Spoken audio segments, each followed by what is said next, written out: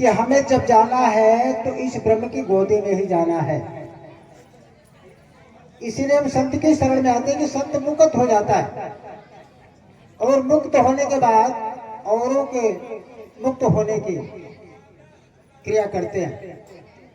कहते हैं कि आप मुक्त मुक्त करे संसार, नानक ऐसे जन को सदा नमस्कार। शास्त्री जी, आज यही प्रक्रिया सत्संग के माध्यम से संत महापुरुष लोग समझाते हैं कि भाई मन की व्यथा को त्याग दो और आओ संत की शरण में अपने आप को जान लो कि आप कहां से आए हैं और फिर हमें कहां जाना है। जैसे आज माता जी अपने स्वरूप में लीन हो गई हैं, वैसे सबको अपने स्वरूप में लीन होना है, पर इसी को जानना है। और हमारे अंदर जो भ्रम भ्रांतियां मची हुई हैं, ये सारे दुर्गुणों से छुटकारा दिलाने के लिए सत्संग है। जो सत्संग को प्राप्त कर लेता है वो सारी भ्रांतियों को दूर कर देता है। इसीलिए कबीर साहब जी ने कहा कि मन निर्मल भया जैसे गंगा नीर। गंगा नीर स्वच्छ होता है, इसीलिए तुलना गंगा नीर की दी गई है कि पाछे लागा हर फिरे कहत कबीर कबीर। अगर हमारा मन स्वच्छ है, निर्मल है, तो परमात्मा तो आपके पीछे पीछे लग जाएगा। ऐसा इसमें दुविधा नहीं है, इसमें दुविधा नहीं है। और हम आप देखते हैं कि कोई घर बनाए या शादी विवाह करें, तभी पंडित को बुला करके पूजा सुने, ऐसा कुछ नहीं है। आपका सब दिन एक समान है। ये हमारे आपके हिसाब से बंटवारा हुआ है। आज बुधवार है, बृहस्पतिवार है, शुक्रवार है, तमाम 7 हफ्ते में 7 दिन होता है, एक हफ्ते में 7 दिन। तो हमारी आपकी सुविधा है कि अगर हम ये ऐसा दिन न होता तो दिन के हिसाब से चल न पाते। पर सत्संग जी ऐसा नहीं, ये सारी दुविधा को मिटाने वाला सत्संग है। हम जब आ जाते हैं सत्संग में तो समझ में आता है कि कैसा परिवार है, कितना सुंदर परिवार है, जो कितना प्रेम प्यार मिलता है सत्संग जी। और सेवा भाव तो देखने को मिलता है कि वास्तव में ऐसा जगह देखने को कहीं नहीं मिलेगा। सत्संग जी, एक छोटा सा दृष्टांत है जो हम आप देखते हैं कि हम आप घर बनवाते हैं तो उसमें किसी तांत्रिक को या पंडित जी को बुलाकर वास्तु दोष विचारते हैं। शास्त्री जी, ऐसे ही हमारे एक भाई ने, किसान थे, लेकिन वो किसानी करके पैसा इकट्ठा किया और एक फार्म हाउस खरीदा। शास्त्री जी, वो फार्म हाउस में आम का बगीचा लगा था और भाई साहब की पत्नी को आम बहुत पसंद था। भाई साहब की पत्नी को आम बहुत पसंद था। तो फार्म हाउस खरीदने के बाद उसका ओपनिंग किया भाई साहब जी ने। ओपनिंग में गांव के लोग इकट्ठा हुए, रिश्तेदार नातेदार सब इकट्ठे हुए। तत्पश्चात जब ओपनिंग का कार्यक्रम समाप्त हुआ तो लोग कहने लगे, भाई आप ये फार्म हाउस तो खरीदे हो, इसका वास्तु दोष देख लो, वास्तु दोष देख लो, किसी पंडित को बुला लो, किसी तांत्रिक वाले को बुला लो, कम से कम इसको तो समझ लो, इसमें रहना है। शासकी तो भाई साहब जी ने कहा ठीक है भैया, आप सब कह लेते हैं तो मान लेता हूं। चल दिए पंडित जी के पास। पंडित जी को लेकर के जब आ रहे हैं रास्ते में तो उनके गाड़ी से तमाम ओवरटेक कर रहे हैं। पंडित जी पूछने लगे, भैया आप इतने धीरे धीरे क्यों चल रहे हो?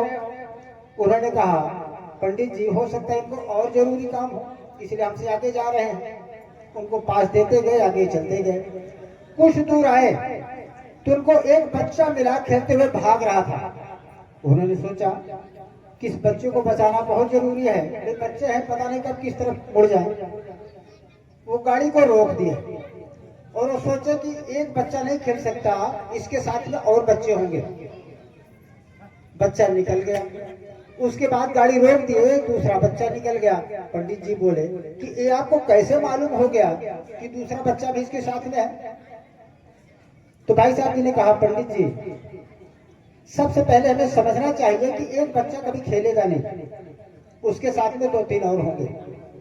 ठीक है, गाड़ी चलने लगी। चलते चलते फार्म हाउस के पास पहुंच गए।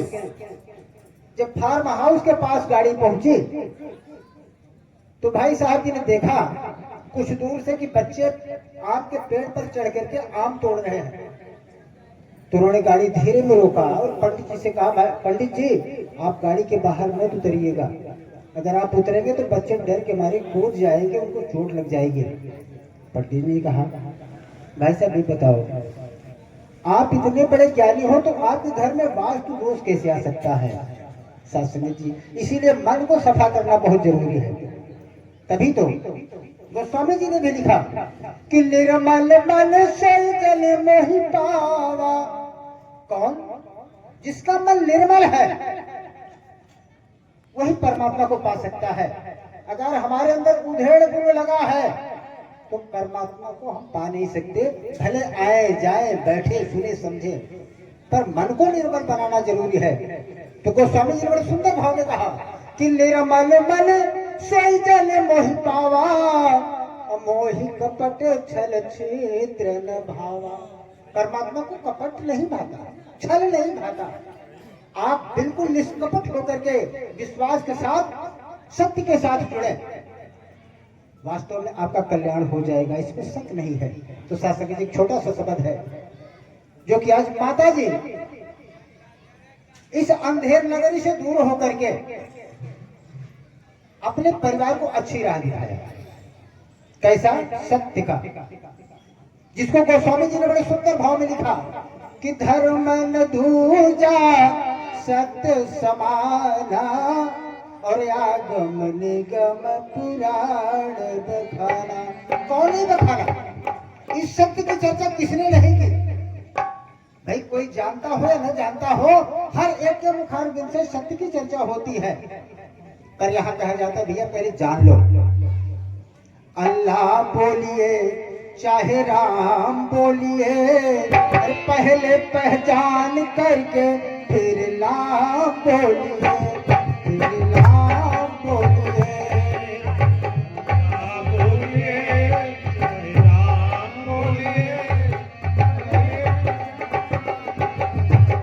शासक जी पहचान पक्की होनी चाहिए, क्योंकि दोस्ती इसकी अब बनी जब हम सदगुरु के शरण में आए, और सदगुरु के शरण में आने के बाद सब कुछ इनको दे दिया, सब कुछ दे दिया, कुछ बाकी नहीं रहा। अगर हमारा कुछ बाकी है तो फिर हम इस सत्य से बहुत ही दूर हैं।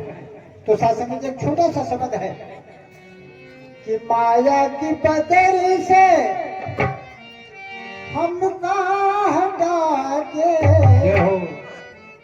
इस माया का थपेड़ा जो लगा हुआ था, ये भ्रमजाल जो लगा हुआ था, तमाम यहाँ जाओ वहां जाओ, तीर्थ करो, व्रत करो, तमाम प्रकार की जो नीतियां थी उससे सारा का सारा छुटकारा मिल गया। ये सदगुरु ने खत्म किया। तो शासक जी कहते हैं कि माया की बदरी से हम हटा के, कि मन में वो गबले पर चाँद हो, कि सत्य गुरु बाबा जी हमें का दिखवले, सत्य गुरु बाबा जी हमें का दिखवले, कैसन बड़े भगवान हो, भैया हो, कैसन बड़े भगवान हो।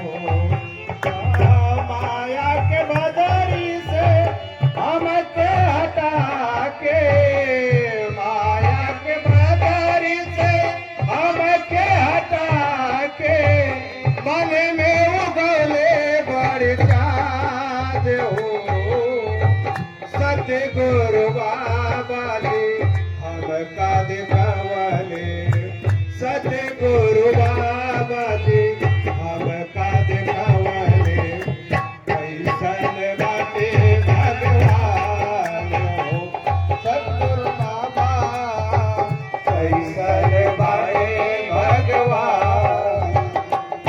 इसके पहले दास भी बहुत परम धर्म में फंसा था, बड़ा पूजा पाठ व्रत नित्य नियम करता था, लेकिन सारे के सारे ये सब दूर हो गए। व्रत उपवास हम करत रहेंगे, व्रत उपवास हम, व्रत उपवास हम करत रहेंगे, पानी बिन दिन भर जरत रहेंगे, पानी बिन भूखियों से रात भर निदियों लगावे, भूखियों से रात भर निदियों नयावे, भूखियों से रात भर निदियों लगावे, सोच कब हो जाला बिहान हो, सतगुरु बाबा जी हम काज खवले, सतगुरु बाबा जी हम काज खवले, कैसन वाले भगवान हो, हे बाबा जी कैसन वाले भगवान हो, भगवान। शास्त्री जी, एक और अंधभक्ति आपके सामने अभी पेश हुई। सावन के महीने में, सावन के महीने में अपने माँ बाप को पानी देना मुश्किल हो जाता है, लेकिन कंधे पर कमर लेकर के काशी जाते हैं। जरा सोचने की बात है। शुरुआती दौर में आपने शब्द के माध्यम से सुना है कि एक लोटा पानी के लिए माँ बाप तरसते हैं, और हम पत्थर की मूर्ति को पानी चढ़ाने जाते हैं पैदल चलते हुए।